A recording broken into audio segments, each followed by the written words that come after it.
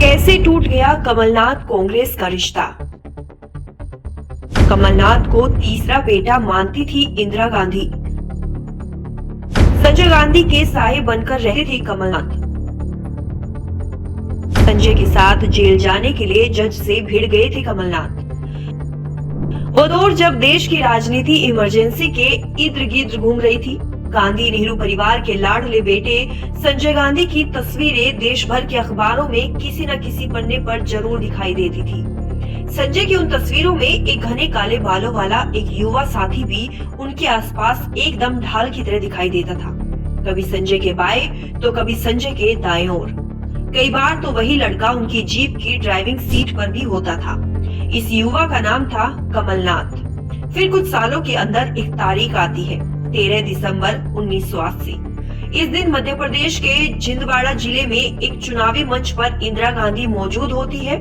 मंच से वो छिंदवाड़ा और मध्य प्रदेश की जनता को कहती है कि ये राजीव और संजय के बाद मेरे तीसरे बेटे हैं। इंदिरा का इशारा कमलनाथ की ओर था। असल में इंदिरा ने कमलनाथ को यूं ही नहीं अपना तीसरा बेटा कहा था। देश इमरजेंसी देख चुका था। उसी इमरजेंसी ने इंदिरा को सिंहासन से नीचे उतारा था। उसके बाद गांधी परिवार का संघर्ष का दौर शुरू हुआ था। संजय, राजीव और खुद इंदिरा सिस्टम के निशाने पर थे। ऐसे में कमलनाथ कुछ उन लोगों में से थे जो संजय गांधी के साथ साए की तरह रहते थे। यहाँ तक कि 1989 में जनता पार्टी की सरकार के दौरान एक किस्सा काफी मशहूर हुआ था। जब संजय गांधी को एक मामले में कोर्ट ने तिहाड़ जेल भेजा था तो कमलनाथ ने जानबूझकर जज से लड़ाई की थी। लड़ाई इसलिए ताकि वो भी संजय के साथ जेल जा सके। कमलनाथ जब दून कॉलेज में पढ़ते थे तब उनकी दोस्ती संजय गांधी से हुई थी और फिर संजय ही उनको राजनीति में लेकर आए थे। फिर कमलनाथ का चुनावी सफर 1980 से शुरू हुआ और तभी से वो छिंदवाड़ा लोकसभा सीट से जीतते आए हैं। 2018 तक वे सांसद रहे और उसी साल मध्य प्रदेश के मुख्यमंत्री भी बने। कांग्रेस ने क्या कुछ नहीं दिया उन्हें। संजय के बाद राजीव से दोस्ती हुई। राजीव के बाद फिर सोनिया के काफी करीब रहे। केंद्र के तमाम विभागों के मंत्री रहे।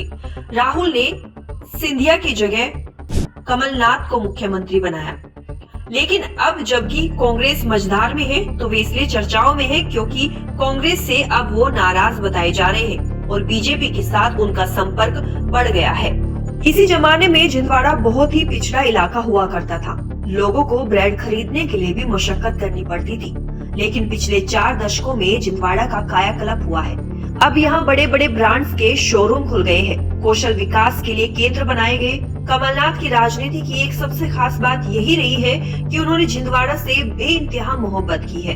उन्होंने छिंदवाड़ा को वह सब दिया जो कोई भी नेता अपने गृह जिले या अपनी सीट को देना चाहता है। साल 1980 से कमलनाथ छिंदवाड़ा लोकसभा सीट से लगातार जीतते आए हैं। एक बार पटवा ने हराया था लेकिन उपचुनाव में फिर जीत गए थे।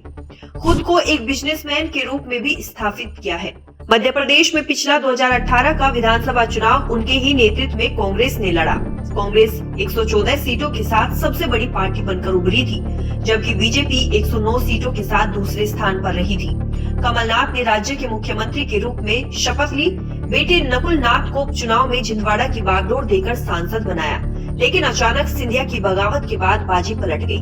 15 महीने में ही उनकी सरकार गिर गई। फिर 2023 उनके नेतृत्व में लड़ा गया, लेकिन इस बार बीजेपी 163 सीटों के साथ पूर्ण बहुमत हासिल कर चुकी थी, जबकि कांग्रेस 66 सीटों के साथ दूसरे स्थान पर रही। इसके बाद उनसे सारी जिम्मेदारी ले ली गई। कांग्रेस का मानना है कि कमलनाथ की वजह से चुनाव में हार मिली और तब से ही नाराजगी बढ़ गई।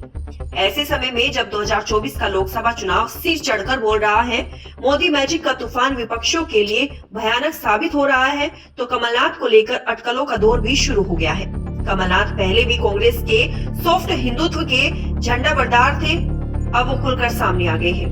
बेटे नकुल नाथ को लेकर दिल्ली उस समय पहुंचे जब बीजेपी की बड़ी बैठक हो रही है। सूत्रों का कहना है कि वे भगवा चोला पहनने वाले हैं और नकुल नाथ का भविष्य वहीं पर देख रहे हैं। ऐसे में अब गेंद कमलनाथ के पाले में है।